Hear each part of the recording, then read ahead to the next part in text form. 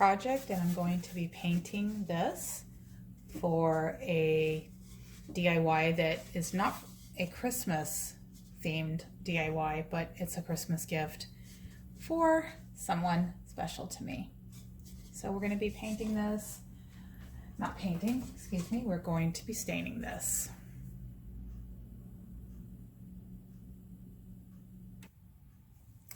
Alright, so we're ready to put some stain on this, and I'm using this Minwax Wood Finish in Early American.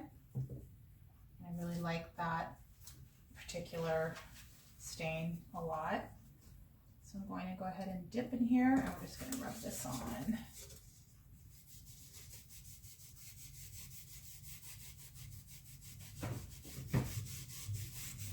And we're going to do a little bit at a time. So we'll do that, and then we will wipe it off. It's making a really pretty color there. So, finish this up really quick, at least on this side. I don't think I'm going to stain the back.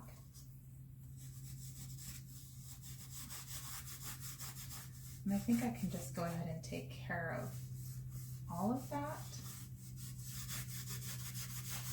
at once, because I don't want to have it really like dark. I just want it to be a very light stain.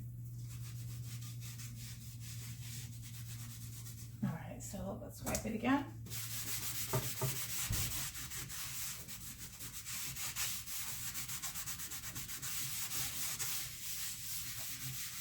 I love this color. Comes out so pretty. Very pretty. Perfect.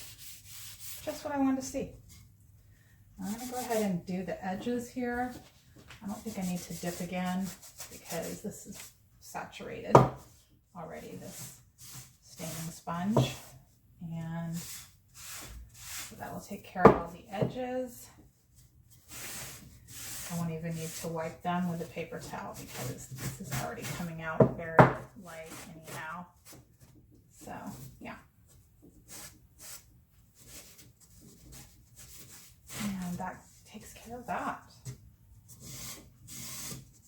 Looks great. So I'm going to let that dry. We'll come back in with a design when I know that's all dry. Okay, so I had to do something different because this, I found out after I got it written on that the wood was split.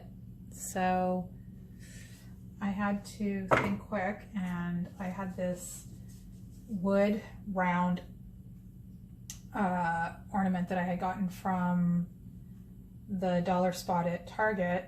So it was very hard to use the chalk marker on that, so I'm probably going to go over it again. But I also used this little wood house and glued that down there. And I think it kind of goes cute with the saying, "The loves of my life live here." So now I'm just going around the edges with this rope. And the rope is kind of old and weathered, so I'm liking the way it looks. The only thing I'm not liking is that the glue is squeezing out this side, so not sure what I'm going to do about that. I may have to pull this off, and unless I can just peel this from here, I don't know. Let me see. I'm going to try and see what happens, because I don't like that. It doesn't look good. So that means I probably put too much glue when I put the hot glue on, and it kind of squeezed through. So still trying to peel that off. I also put some eucalyptus picks onto the top because I thought that would look good. But yeah, this glue's coming off. I just don't know if it's gonna, when I peel this all off, if it's gonna stay now. So I'm gonna have to be more careful about how I glue this on. Trial and error, baby. And you know, I don't like to do DIYs. I don't like to copy other people's DIYs. And so I noticed on YouTube there are a lot of DIY tutorials, but I don't think that the people that are doing them are necessarily expecting you to do exactly what they do, but maybe just to use it as inspiration. So I'm gonna go ahead and get this glued on, and let's see if I can do it so it doesn't squeeze off. So maybe I'm just gonna need to use less glue or put it more towards the back so that when it goes on, it's not squeezing to the front. I don't know. I'll try. Let's see.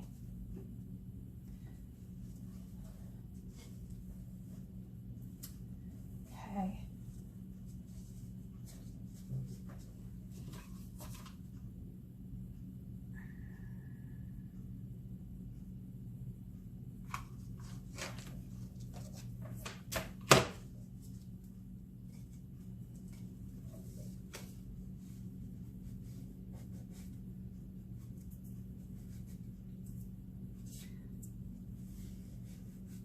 I know everybody does do voiceovers when they do their actual crafting. I'm not going to do that. I'm just going to talk through this. And I'm not even going to hyperlapse it. I don't know. I think it's kind of cool to try something different. But I'm new at this, so I'm not new at crafting. I'm new at this YouTube thing, so my camera angles and whatnot may be a little hokey. But it'll get better. It's all about getting your content out there. And then later on, you can look back and be like, that was the worst video ever.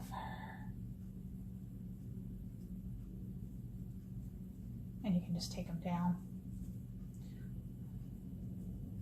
Or you can keep them and look back and see how far you've come.